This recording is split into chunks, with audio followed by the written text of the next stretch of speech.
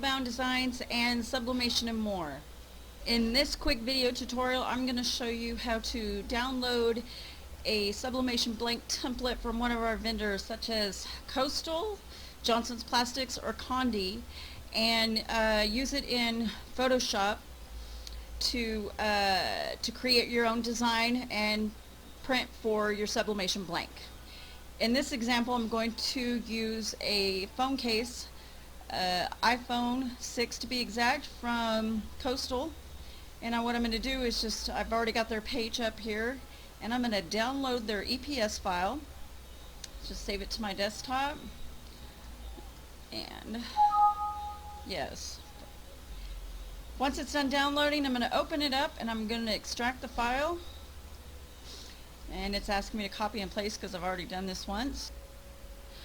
Okay, I'm going to double click to open the extracted file.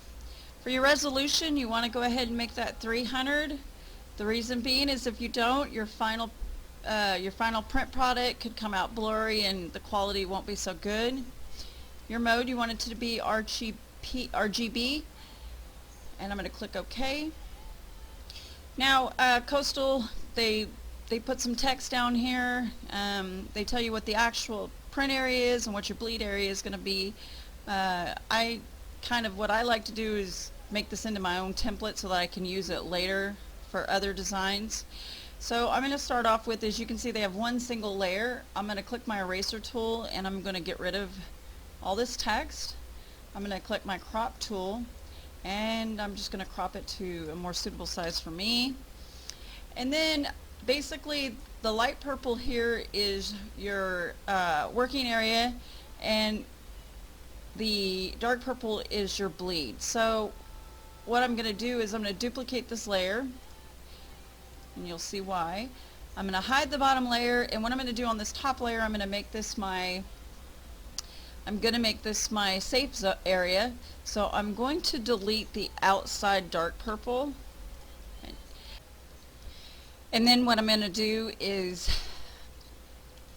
hide that top layer. I'm going to go down here to my bottom layer, and I'm just going to fill this in with black. So I'm going to take my paint bucket.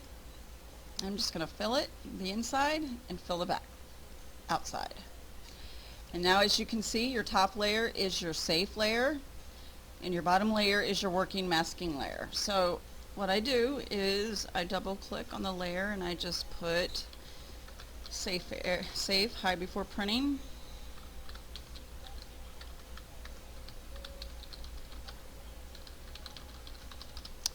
And I put background layer for this one. Oops. And then what I do is, because I know I'm going to probably use this template many, many more times in the future, so what I'm going to do is save this as my own personal template.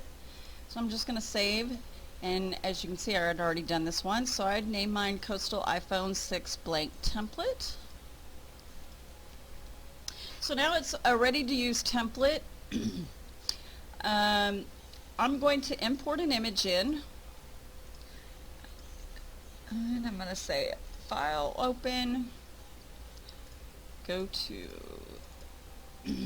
where my images are, and I think I'm going to use my precious little fur baby here. Okay, so everyone, meet Apollo. This is my other son. He's spoiled rotten. And what I'm going to do is I double clicked on the layer to unlock it. What I'm going to do is click on it, hold your mouse down while dragging it, and I'm going to drag it up to this layer. Now, as you can see, the image is much more bigger than the actual print itself. So I'm just going to resize it down. Now, for this image, I think it would be best if it was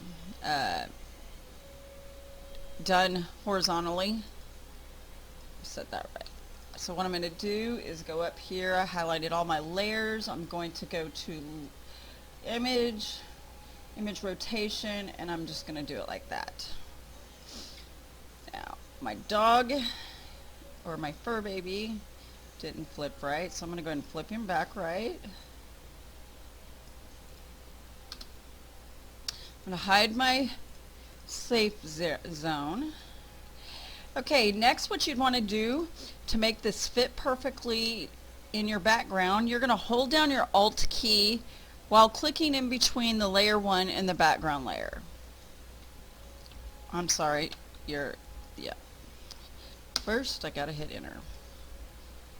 There we go. And you see how it perfectly fits it and molds it to your background?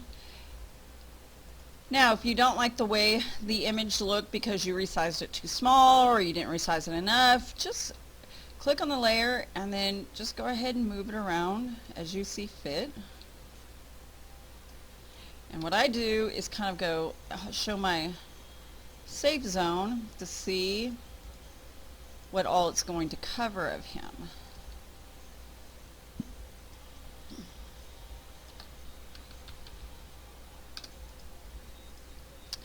Alright, so we're going to zoom back in here. And as you can see, there's a little bit of cloud right here, probably from the background of the black and white image. What I want to do is blend that over into the black. So what you do is you take your clone tool, and I'm going to hit my cap locks button so it shows me how big my brush is. And I'm just going to click on my Alt to clone an area. And then we're just going to, oops, I cloned on the back, wrong thing. You want to make sure you're cloning on the actual image and not on your background. So let me try this again.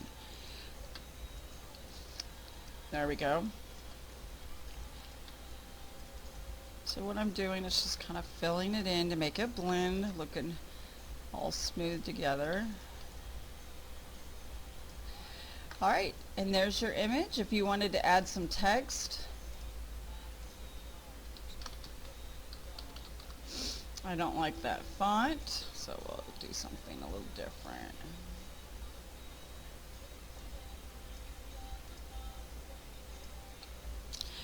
And you can add a little text with it. If you click on your FX down here, you can add a stroke. If you wanted to change the color, you could do it as a color overlay. Let's just say maybe white. Actually, let's go with black. And let's say stroke is white. And you can change your stroke size to bigger, smaller. If you add the bevel and emboss, that gives it a little more. You can soften. You can just play with all these different features to get the text exactly how you like it. You can add a drop shadow. Change the shadow color. Let's just say we want it to be red. Hey, where's the battery? So I changed this to normal, and I'm just going to say distance. You can do their distance, your spread. You can change the direction of the shadow. You can change the opacity of it.